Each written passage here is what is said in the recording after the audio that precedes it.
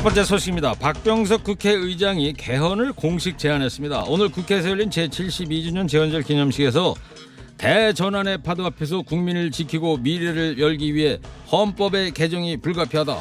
코로나 위기를 넘기는 대로 개헌 논의를 본격화하자. 내년까지가 개헌의 적기다. 이렇게 밝혔습니다. 덧붙여서 헌법이 개정된 지 33년, 한 세대가 지난 현행 헌법으로는 오늘의 시대 정신을 온전히 담아내기 어렵다는 공감대가 있다고 말했습니다. 개헌이 필요하다는 공감대가 형성이 됐다면 여야는 당리당략적 접근 모두 제거하고요. 오직 국가 100년 대계만을 놓고 정직한 논의를 시작해야 할 겁니다. 조국 전 법무부 장관의 명예를 훼손한 혐의로 재판에 넘겨진 보수 성향 유튜버 우종창 전 월간조선 기자가 1심에서 징역 8개월의 실형을 선고받고 법정 구속됐습니다. 우 씨는 지난 2018년 자신의 유튜브 채널에서 조국 당시 청와대 민정수석이 최순실 1심 선고 직전에 국정농단 재판 주심 김세윤 부장판사를 청와대 인근 한식 음식점에서 만나 식사했다.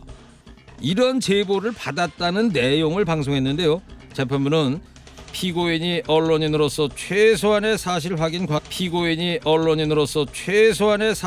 과정조차 수행하지 않고 허위 사실을 방송했다고 선고 이후 밝혔습니다. 그런가 하면 며칠 전에는 옛 주한 일본 대사관 앞에서 평화의 소녀상을 지키는 대학생들이 일부 보수 유튜버가 차량으로 돌진할 듯이 위협하고 성추행했다면서 이들을 경찰에 고소했습니다. 학생들에 따르면 지난 14일 유튜버 A씨는 소녀상 옆에서 연주와 시위 중인 회원들을 향해 승합차를 몰고 돌진했습니다.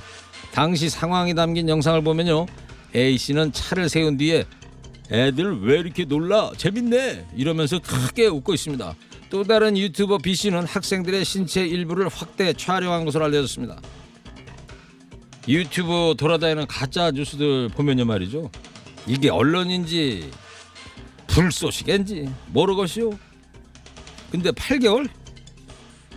약해도 너무 약하네요. 유튜브 수익의 10배 정도 손해배상금을 맞아봐야 조금 정신 차리지 않을까 싶은데 말이죠.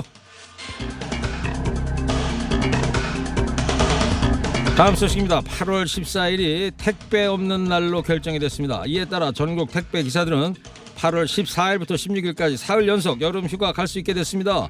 전국 택배연대 노조원들은 코로나19 장기화로 택배 노동자들이 쉼없이 일하며 올해만 3명이 과로로 사망했다면서 휴식 보장을 촉구해왔는데요. 이에 택배 업체들이 화답했습니다.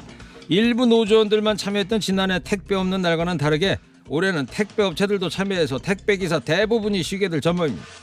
택배 산업 출범 28년 만에 택배 노동자들의 휴가 가는 날이 제정됐다는 평가입니다.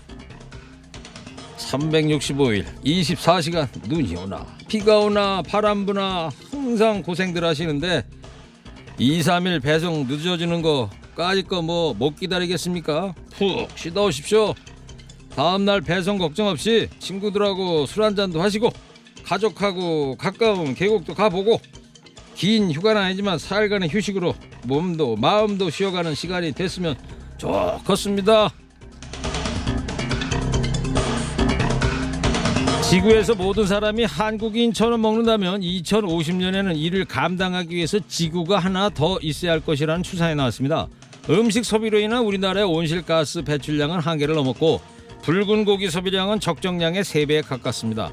노르웨이 비영리단체 EAT가 식습관과 건강, 기후변화의 인과관계를 분석해서 더 나은 미래를 위한 식습관 보고서를 발간했는데요. 보고서에 따르면 지구에서 모든 사람이 아르헨티나처럼 음식 소비를 한다면 2050년에 지구는 7.4개가 필요하고요.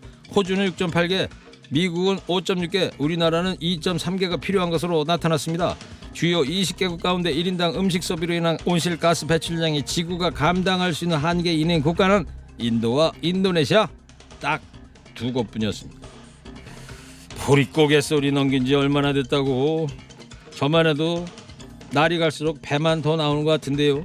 무분별한 음식 섭취가 내 건강은 물론 지구의 건강도 해친다니 각자의 식습관 한 번쯤 돌아봐야 할 것 같습니다. 마지막 소식입니다. 대중교통비를 최대 30% 아낄 수 있는 광역 알뜰 교통카드를 오늘부터 서울 모든 지역에서 사용할 수 있습니다. 이에 따라 앞으로 수도권을 포함해서 부산, 대구, 인천 등 광역시 128개 시군구에서 알뜰카드를 사용할 수 있게 됐는데요. 알뜰카드는 두 가지 혜택이 있습니다. 버스, 지하철 등 대중교통을 이용할 때 신용카드사의 추가 할인을 포함해서 교통비를 최대 30% 줄일 수 있습니다. 또 대중교통을 이용하기 위해 걷거나 자전거로 이동한 거리만큼 마일리지를 적립해서 지급합니다. 사용 방법은 일반적으로 쓰는 신용 체크카드와 동일한데요. 희망하시는 분은 광역 알뜰 교통카드 홈페이지에서 실물 카드를 신청하면 됩니다. 야, 이거 진짜 꿀팁이네요. 30% 아낀다고요? 저도 해봐야 되겠네 이거. 근데 요즘 억소리 나게 오르는 집값 보면서 이거 한두 푼 아끼면 뭐하나 하시는 분들도 계실 텐데요. 티끌 모아 태산의 힘을 믿어봅니다. 빨리들 가서 신청하세요. 오늘 허리케인 데스크 여기까지 하겠습니다. 깨어있는 시민이 됩시다.